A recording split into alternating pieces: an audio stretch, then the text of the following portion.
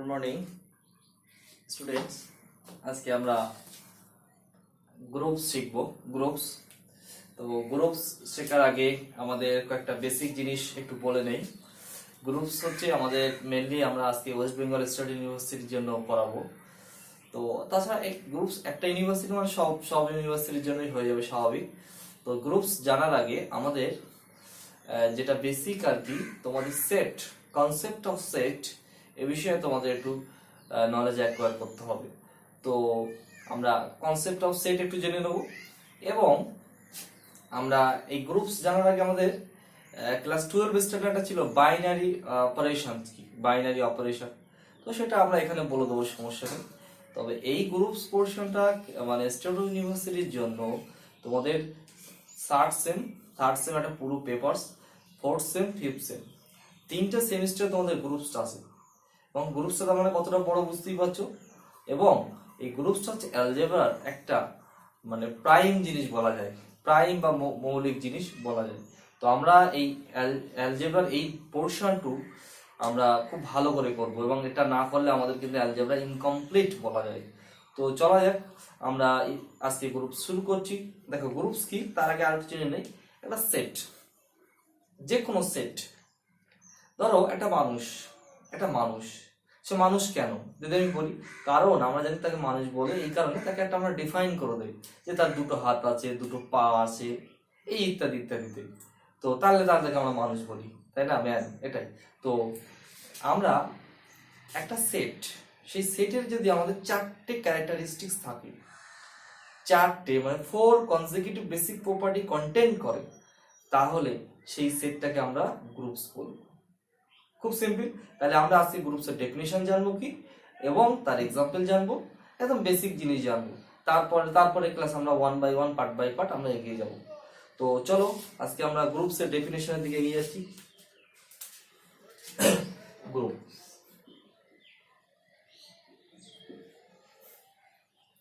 তো দেখো গ্রুপস কি, আমরা যদি একটা সেট নিই, লেট জি নন এমটি, একটা set, then G is said to form a group if it satisfies the following 4 conditions.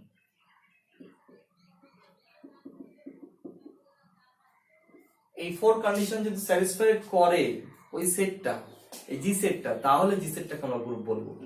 তাহলে সেই 4 কন্ডিশন কি আমরা পর যাই। দেখো নাম্বার 1 ইজ ক্লোজার প্রপার্টি।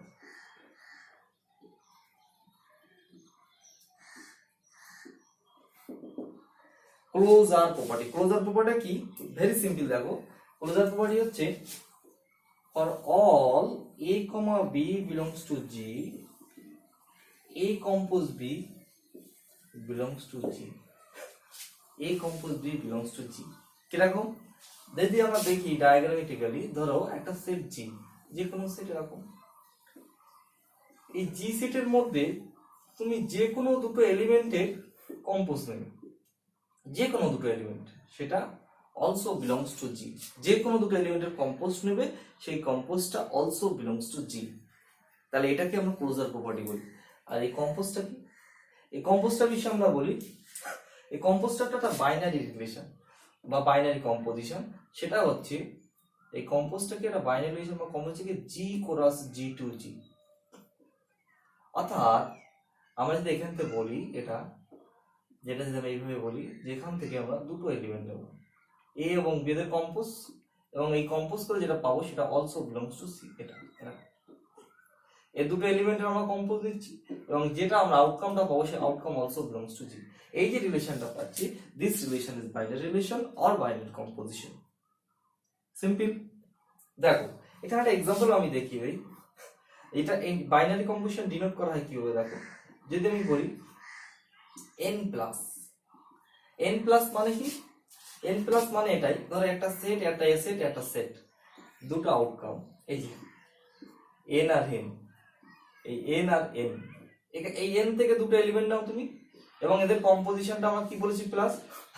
তাহলে যে কোনো দুটো ন্যাচারাল নাম্বার, তুমি যদি এরকম নাও প্লাস নাও, also belongs to n for all n। যে কোনো দুটো ন্যাচারাল নাম্বার তুমি সাম নাও which also belongs to n। তাহলে দিস ইজ কি, দুটো ন্যাচারাল নাম্বার এলিমেন্টের কম্পোজ করে আবার ন্যাচারাল নাম্বার পাচ্ছি, so which is a binary relation. তাই n প্লাস, এটাকে নোটেট করা এইভাবে, n plus is a binary composition. But যদি বলি সাবট্রাকশন, যদি এটাকে ডিনোট করা হয় এইভাবে, সেট আর এটাকে আমার composition, n subtraction, this is not a binary composition. Why? এটাই যে দেখো আমি একটা সিম্পল দেখাচ্ছি, যে আমাদের ডেফিনিশন কি ফর অল এবি, মানে কোন একটার জন্য হলে হবে না।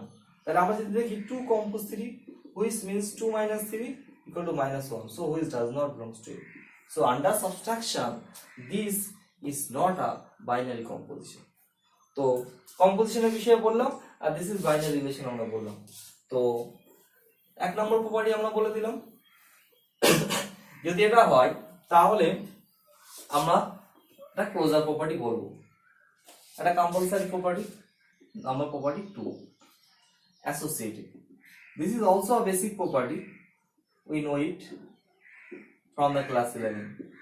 এই associative property আমরা ক্লাস 11 থেকে জানি, 11 এ আমরা সেটা শিখেছি। সেটা কি, যে কোনো তিনটে element for all a b c belongs to g, এটা হতে হবে a compose b compose c, a compose b compose c। অর্থাৎ কি, b কম্পোজ c এবং এর সঙ্গে যেটা রেজাল্ট পাবো তার সঙ্গে এর সঙ্গে কম্পোজ করলে যেটা পাবো, একইভাবে a কম্পোজ b করে যেটা পাবো তার সঙ্গে কম্পোজ c করলে যেটা পাবো, বোথ আর ইকুয়াল। এই যে abc লিখেছে, abc for any 3 element in that set, এর কোনো তিনটে এলিমেন্ট যদি হয় তাহলে আমরা বলবো এটা অ্যাসোসিয়েটিভ প্রপার্টি হোল্ড করছে। n plus associative property hold করবে, z plus associative property hold করবে। তোমরা এভাবে করতে পারো, যেটা আমরা জানি বেসিক জিনিস। তো this is associative property. Number 3 হচ্ছে আইডেন্টিটি।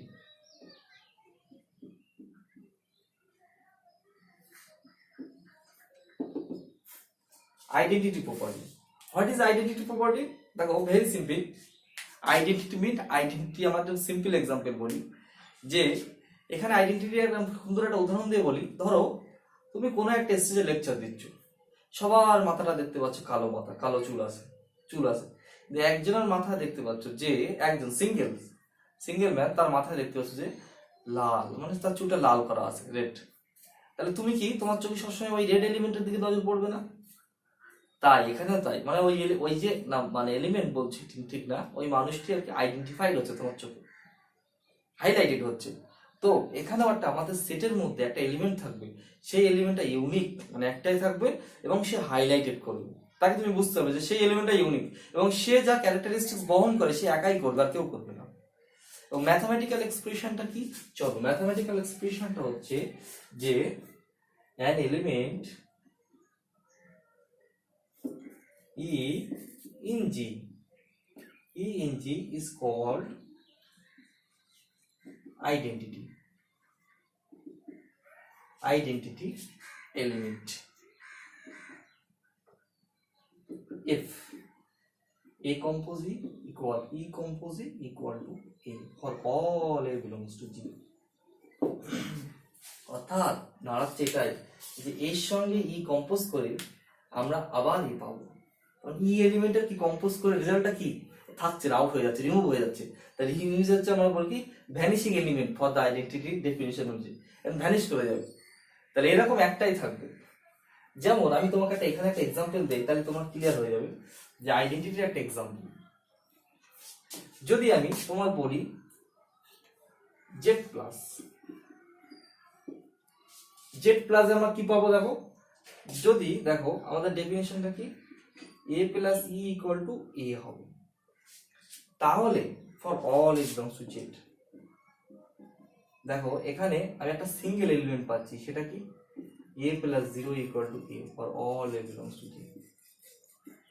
তুমি এবার a জেড এর থেকে যে কোনো ভ্যালু নাও, সবাই স্যাটিসফাই করছে। 1 নাও, 1 প্লাস 0 ইকুয়াল টু 1, 2 নাও, 2 প্লাস 0 ইকুয়াল টু 2, জিরোটা ভ্যানিশ করছে অ্যাড করার পরে।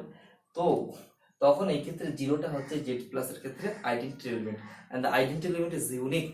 এটা আমরা প্রমাণ পরে করব, যে এরকম সেটে একটাই থাকবে।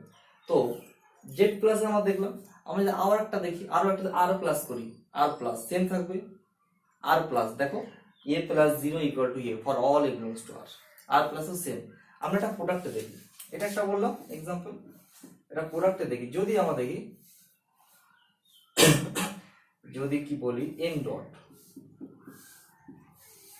এন ডটে দেখি, তাহলে দেখো মানে কি A dot E equal to a for all a belongs two, তাহলে এখানে দেখো একটা এলিমেন্টই আছে যার প্রোডাক্ট করলে আবার এ রেজাল্ট পাবো, সেই এলিমেন্টটা কত, সেই এলিমেন্টটা আমরা একদম বুঝতে পারছি, সেটা হচ্ছে A dot one equal to one, sorry A dot one equal to a for all a belongs two N. So এই ওয়ানটা সঙ্গে তুমি এন এর যে কোনো ন্যাচারাল নাম্বার প্রোডাক্ট করো, দেখবে আবার ওই সেই যে ন্যাচারাল নাম্বার প্রোডাক্ট করো সেই ন্যাচারাল নাম্বারটা পাবো, ওয়ানটা ফিক্স থাকবে। তাই এখানে আমরা ওয়ানটা identity element for this and জিরোটা এর আইডেন্টি এলিমেন্ট। আর আর প্লাসের ক্ষেত্রে কি বললাম, আর প্লাসের ক্ষেত্রে জিরো হচ্ছে identity element. So identity element বিষয়ে আমরা জানলাম।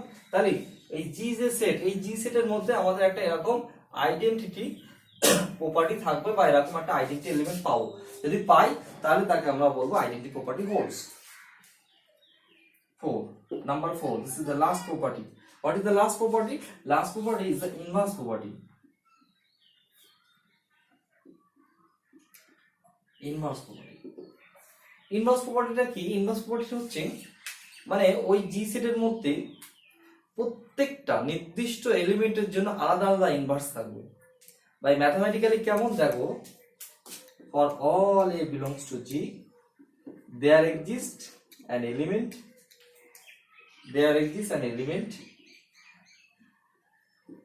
a dash in G such that a compose a dash equal to E, or এভাবেও বলা যায় আমরা a dash compose a equal to E।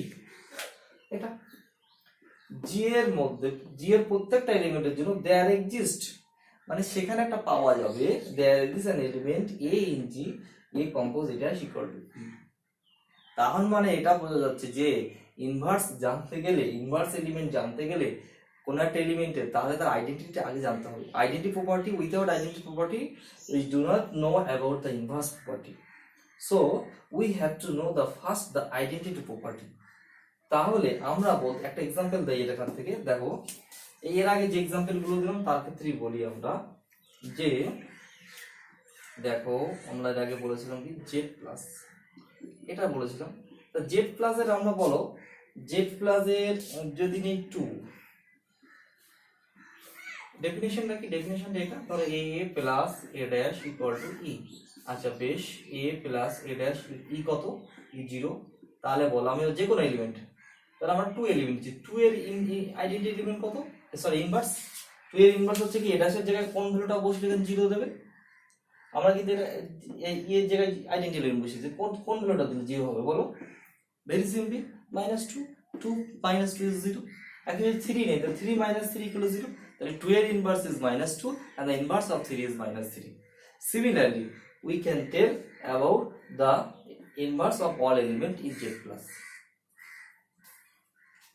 আর এই ইনভার্সটা প্রত্যেকটা এলিমেন্টের জন্য আমরা আলাদা আলাদা ইনভার্স পাবো, and the inverse of each element is unique, প্রতিটা এলিমেন্ট, এটাও প্রমাণ আমরা এর পরে করব। আচ্ছা এটা জেড প্লাসে বলে দিলাম, এইভাবে আমরা আর প্লাসও বলতে পারি, সিমিলারলি আর প্লাস, বা একটু আগে আমরা এন ডট বলছিলাম। দেখো আমরা একটা ইনভার্স পাওয়া যাবে, আমরা একটা বলি ধরো এন ডট এর ডেফিনিশনটা কি, a compose a dash equal to, এর আইডেন্টি এলিমেন্ট আমরা পেয়েছি 1 under multiplication 2 compose a dash equal to 1। দেখো এই এ ড্যাশের ভ্যালু কোন ন্যাচারাল নাম্বার হলে এর সঙ্গে প্রোডাক্ট করলে 1 দেবে, কি কোন ভ্যালু পাবো, we do not get the any values of a dash which gives the product of 2 into this equal to 1, কোন এলিমেন্ট পাওয়া যাবে 2 এর সঙ্গে কোন ন্যাচারাল নাম্বার প্রোডাক্ট করে আমরা 1 পাবো না, তাই আমরা এর ক্ষেত্রে ইনভার্স প্রপার্টি পাই না। বোঝা গেল? এইভাবে আমরা যে কোনো এলিমেন্টে, একটা এলিমেন্টে যদি ইনভার্স প্রপার্টি না পাই তাহলে পুরো ওই সেটটা ইনভার্স প্রপার্টি হোল্ড করে না। তাহলে আমার ডেফিনিশনটা ফর অল, প্রত্যেকটা এলিমেন্টের জন্য। যাই হোক আমরা ইনভার্স প্রপার্টি জানলাম। এই চারটে প্রপার্টি হোল্ড করে যে সেটের উপরে, সেই সেটটাকে আমরা বলবো একটা গ্রুপস ফর্ম করে। এবারে এর সঙ্গে আমাদের একটা প্রপার্টি অ্যাড করে দেয়, সেই প্রপার্টিটা কি? সেই প্রপার্টিটা হচ্ছে যদি this forms a group, this forms a group, then বা if G not be commutative, be commutative, যদি এটা commutative করে, then it is called an abelian or commutative group। এটা আমাদের গ্রুপের সঙ্গে প্রায় থাকে, তাই বলে দিলাম কমিউটেটিভ গ্রুপ। বোঝা গেল? যদি আরেকটা এক্সট্রা প্রপার্টি থাকে অ্যাবেলিয়ান বা কমিউটেটিভ প্রপার্টি, তাহলে আমরা কি বলবো? Abelian or commutative group. যাই হোক, আমরা এবার গ্রুপসের একটা এক্সাম্পল দেখাই যে গ্রুপ হবে এবং হবে না। এক্সাম্পল দেখো, 1 নম্বর এক্সাম্পল। আমরা প্রথমে বেস সিম্পল দেখে আসি। জেড প্লাস দেখো ক্লোজার প্রপার্টি হবে যে কোনো দুটো ইন্টিজারসের যোগফল করলে, অ্যাড করলে ওটা ইন্টিজারস দেবে, যে কোনো দুটো এলিমেন্ট। তাহলে ক্লোজার, অ্যাসোসিয়েটিভ, সিম্পল বলে দিয়েছি। আইডেন্টিটি, এর উপর আইডেন্টিটি প্রপার্টি হবে বলে দিয়েছি, দেখিয়ে দিয়েছি যে 0 a + 0 = a for all a belongs to z। 0 inverse, এর ইনভার্স আমরা এখানে দেখিয়ে দিয়েছি যে কি a + a' = 0। তাহলে কি যদি আমরা 2 এর ইনভার্স বার করি, 2 - 2 = 0, মানে 2 এর ইনভার্স -2, 3 এর ইনভার্স -3, 4 এর ইনভার্স -4, this আর so on। এটা তাহলে which forms a group, groups. এবার যদি বলি এটা কমিউটেটিভ হবে কিনা, কমিউটেটিভ গ্রুপ হবে কিনা, আরেকটা দেখো এর যে কোনো দুটো এলিমেন্ট কমিউটেটিভ মানে কি? এটা J compose B = B compose A for all AB belongs to J হবে। এটা মানে কি? এটা Z প্লাস মানে কি? A + B, B + A for all AB, this AB belongs to Z। যে কোনো দুটো এলিমেন্ট অ্যাডিশন আর আমাদের কি অপোজিট অ্যাডিশনও সেম হবে, তাই এটা অ্যাবিলিয়ান। এটা পাশাপাশি আমরা অ্যাবিলিয়ানও বলতে পারি, অ্যাবিলিয়ান গ্রুপ। আচ্ছা,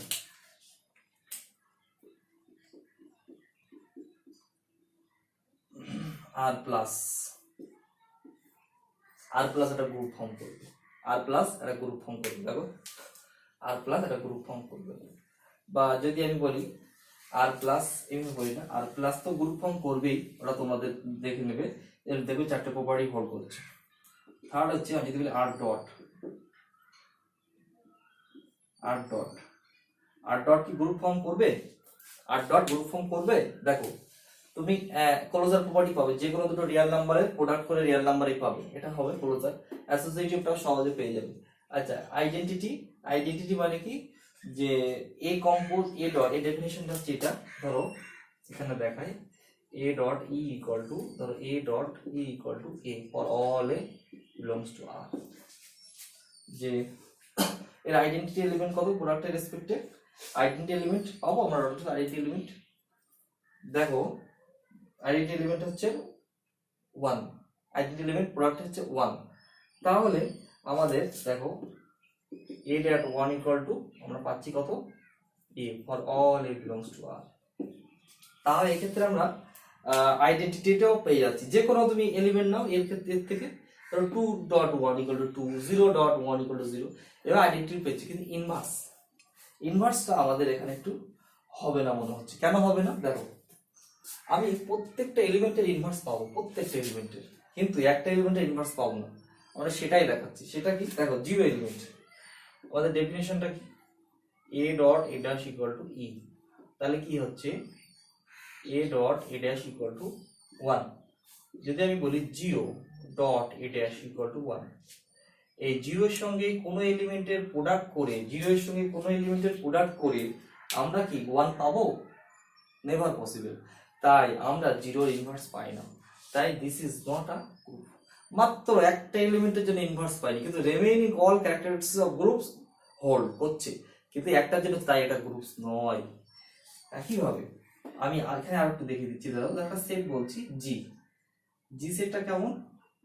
আর minus ইকুইভ্যালেন্সের G, then G dot forms a group. এই ক্ষেত্রে আমার গ্রুপ যে জিরোটা আমি হটিয়ে দিচ্ছি, এই যে নতুন সেটটা ধরছি, এই সেটটা আবার গ্রুপ তৈরি করবে। তাই যাই হোক স্টুডেন্ট, আজকে আমরা গ্রুপসের ডেফিনিশন জানলাম, তার এক্সাম্পল জানলাম, এবং নেক্সট ক্লাসে আমরা গ্রুপসের প্রপার্টি বাই ওয়ান জানবো। ঠিক আছে, থ্যাংক ইউ। আর যদি কোনো সমস্যা হয় আমাকে অবশ্যই জানাবে, ফোন করবে বা এসএমএস করবে। ঠিক আছে।